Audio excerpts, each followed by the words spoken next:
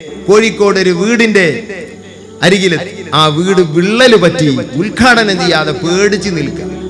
വിണ്ട് വിണ്ട് വിണ്ട് ഒരാൾക്ക് അങ്ങോട്ടും ഇങ്ങോട്ടും കടക്കാൻ പറ്റിയ രൂപത്തിലായി എന്നാണ് വലുത്തൊരു പാപ്പ എന്നോട് പറഞ്ഞത്. പാപ്പക്കറിയാം ആ വീട്. അങ്ങനെ സായിഹായി നടക്കുമ്പോൾ പെട്ടെന്ന് ആ വീട്ടിലേക്ക് അങ്ങോട്ട് കയറി. എന്താ ചെയ്യുന്നത്? നിങ്ങൾക്ക് തോന്നുന്നുണ്ടോ മസ്താനായി നടക്കുകയാണെന്ന്? അല്ല, അള്ളാഹു എന്താണോ പറയുന്നത് അങ്ങ് ചെയ്യും. അതങ്ങനെയാണ് നടക്കുന്നത്. ചെന്നിട്ട് വലിയ വീടാണ്, വലിയ കാശ് ചെലവഴിച്ചെടുത്ത വീടാണ്. പക്ഷെ അത് ഉദ്ഘാടനം ചെയ്യാൻ അനുവാദമില്ല. കാരണം വിണ്ടുപോയി, അത് പൊളിഞ്ഞു വീഴാൻ സാധ്യതയുണ്ട്. മഹാനായ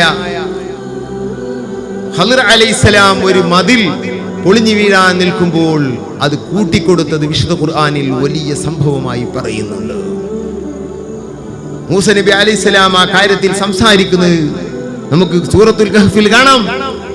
എന്നാൽ അത് ഖളിർ അലൈഹിസ്സലാമിന്റെ മുഅ്ജിസത്തോ നബിയാണെങ്കിൽ, വലിയാണെങ്കിൽ കറാമത്തോ ആണ്.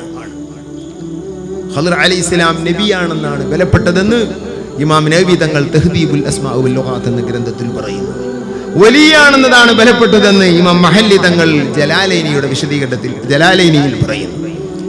ഏതായിരുന്നാലും വലിയായാലും നബിയായാലും മുഅ്ജിസത്തോ അമ്പിയാക്കളുടെയാണെങ്കിൽ മുഅ്ജിസത്ത് അല്ലെങ്കിൽ കറാമത്ത്, ഈ കറാമത്തിനെ വെല്ലുന്ന കറാമത്ത് ആസിയും വലിയുന്നാണ് കഴിയുന്നുണ്ടായത്. ഈ ഉമ്മത്ത് കഴിഞ്ഞ ഉമ്മത്തിനേക്കാൾ കറാമത്തുള്ളവർ ഇമാമിങ്ങളൊക്കെ അങ്ങനെ പറയുന്നുണ്ട്. ഈ വിണ്ടു നിൽക്കുന്ന രണ്ട് ചുമരിന്റെ ഇപ്പുറത്ത് കൈവച്ചു, ഇപ്പുറത്ത് കൈവച്ചിട്ട് ഇത് ഇങ്ങോട്ട് കൂട്ടുകയാണ് ചെയ്യും. കൂട്ടി ആ വീട് ആദ്യത്തെ പോലെ ആയി. ഒരു പ്രശ്നവുമില്ല. മതിലൊരു പക്ഷേ നമുക്കങ്ങനെ ആക്കാമെന്ന് സങ്കല്പിക്കാം. കാരണം മതിലിന് ഒരൊറ്റ അവസ്ഥയല്ലേ ഉള്ളൂ.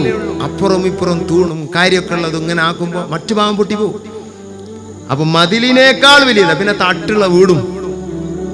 ഇതാണ് മഹാനായ സീം വലുള്ള എന്തൊക്കെയാണ് സായിഹായ കാലത്ത് ചെയ്തത്. അല്ലാഹ്